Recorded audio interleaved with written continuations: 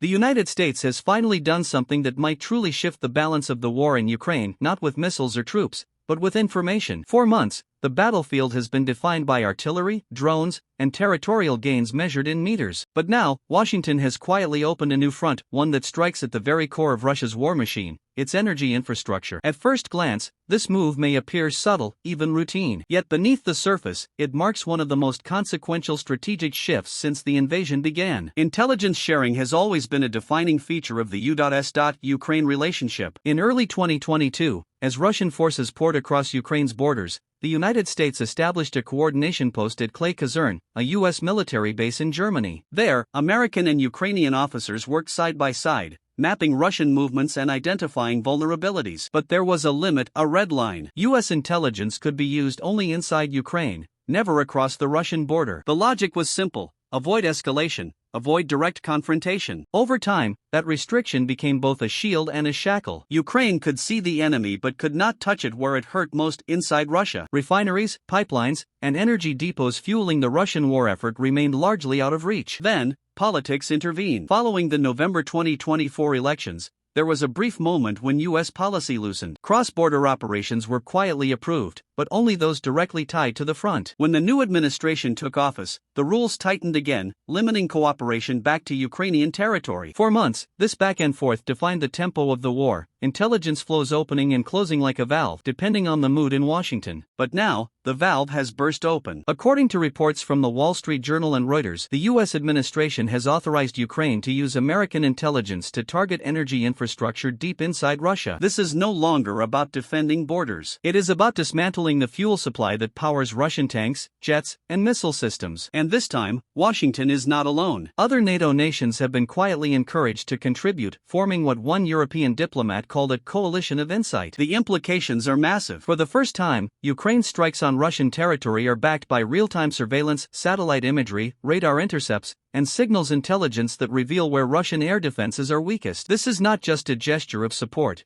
It is a precision-guided revolution. To understand the impact, one must imagine the battlefield as a vast chessboard, except the pieces move at the speed of sound, and half the board is hidden in fog. Ukraine's drones and long-range missiles form one side of the game. Russia's air defense systems form the other. In theory, Russia should be able to protect its assets. Its territory is enormous, and in a normal scenario, a nation distributes its defenses evenly to ensure no single region is vulnerable. But Russia no longer has that luxury. Years of attrition have stretched its defenses thin. Each Ukrainian strike forces the Kremlin to reposition what's left of its interceptors, leaving other regions exposed. It's a deadly version of whack-a-mole. Every move to protect one target exposes another. Until recently, Ukraine had to play this game blind. It launched hundreds of drones at once, hoping that a few would slip through. Sometimes they did, hitting oil depots or refineries. Other times, they didn't. The margin between success and failure was pure chance. But now, that luck is being replaced by precision. With U.S. intelligence, Ukraine can identify the gaps in real time. It can strike not blindly, but surgically. And the results are already visible. In recent months, a string of explosions has rocked western Russia. Oil refineries in Bryansk, Kursk, and even deep into Tatarstan have gone up in flames. By conservative estimates, nearly 30% of Russia's refining capacity has been disabled, with another 10% under scheduled maintenance. The consequences are profound. Russia, once one of the world's top energy exporters, has been forced to import gasoline, a stunning reversal for a petrostate. Fuel shortages are growing. Long lines are forming at gas stations. Prices are rising, and public anger is quietly spreading. This strikes at the heart of Vladimir Putin's unspoken contract with the Russian people: you stay silent about politics, and we will make your lives stable. But that stability is cracking. For the first time, ordinary Russians are feeling the war not through patriotic propaganda,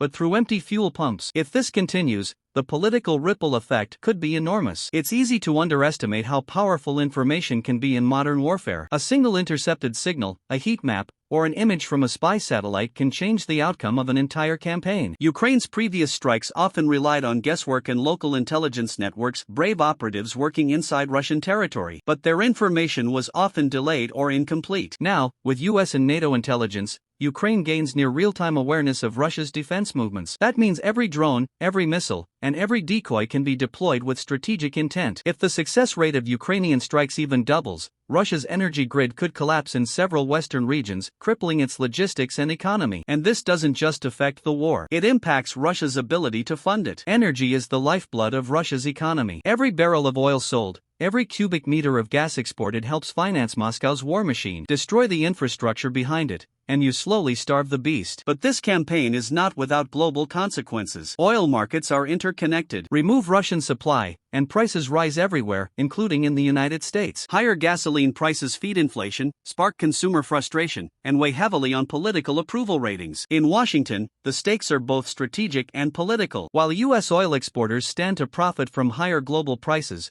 American consumers will pay more at the pump. It's a classic geopolitical trade-off, one that few administrations are willing to make. The current U.S. administration has decided the risk is worth it. The reasoning seems clear. Destabilizing Russia's energy sector weakens its war capacity far more effectively than sending another shipment of weapons. It's economic warfare by proxy, delivered through precision intelligence and Ukrainian hands. So why now? Why take this risk in late 2025? Part of the answer lies in the failure of diplomacy. Efforts to unite Europe around stricter sanctions on Russian energy exports have repeatedly failed. Hungary, Slovakia, and others dependent on Russian gas have resisted every attempt at consensus. With the diplomatic route blocked, Washington has turned to kinetic alternatives, sanctions by explosion, as one analyst put it. By enabling Ukraine to strike energy infrastructure directly, the United States achieves what diplomacy could not: a material reduction in Russia's capacity to fund its war. But this move also carries another layer of calculation, a strategic rehearsal for the future. For the Pentagon, Ukraine has become an extraordinary testing ground. Every drone intercept, every satellite sweep, every joint targeting operation offers lessons that can be directly applied to another potential conflict, the defense of Taiwan. By supporting Ukraine's intelligence operations, U.S. analysts are gaining invaluable real-world experience in tracking enemy movements, coordinating with allies, and fusing data from multiple sensors into actionable insight. In a sense, Ukraine benefits as a case study, while the U.S. military prepares for a much larger, more complex adversary, China. Thus, this decision is not purely altruistic, it's strategically self-serving. But in war, mutual benefit often yields the strongest partnerships. For the Kremlin, the situation is deteriorating on several fronts. On the battlefield, Russian forces remain bogged down in eastern Ukraine, where gains come at high cost. On the home front, the energy crisis is tightening, with refineries offline and distribution networks disrupted. Financially, Moscow faces widening budget deficits, forcing it to cut spending on social programs to sustain the military. Politically, dissatisfaction simmers. Local governors, unable to control prices or ensure fuel supplies, have become scapegoats for the public's anger. In authoritarian systems, such discontent rarely explodes immediately, but it accumulates. Each queue at a gas station, each cancelled train due to fuel shortages, chips away at the illusion of stability. And that may be exactly what Washington wants. Yet, while this strategy weakens Russia, it comes with risks for the United States. Rising energy prices could drive inflation upward, creating economic pain at home, especially ahead of the 2026 midterm elections. For any administration, high fuel prices are politically toxic. They're visible, immediate, and universally felt. Every gas pump becomes a reminder of global instability and of the administration that presides over it. But geopolitics rarely offers easy choices. The question facing Washington today is not whether the price is high, but whether the result is worth it. This moment may mark the birth of a new kind of warfare, one fought not with armies, but with algorithms and aerial eyes. The U.S. decision to share deep intelligence effectively blurs the line between ally and participant. It also redefines what support looks like in the 21st century. Instead of boots on the ground, there are bytes in the cloud, constant streams of data guiding strikes, predicting patterns, and reshaping strategy. For Ukraine, this means greater precision, fewer wasted weapons, and potentially decisive blows to the Russian economy. For Russia, it means fighting an invisible enemy, one that can see every move before it's made. In many ways, this development is not just about Ukraine. It is a glimpse into the future of modern conflict, where intelligence, data, and timing matter more than numbers or firepower. The U.S. contribution may appear quiet, but its consequences are thunderous. If Ukraine can sustain this tempo, if refineries keep burning, and Russia's economy keeps contracting, then the battlefield will no longer be measured in trenches and towns,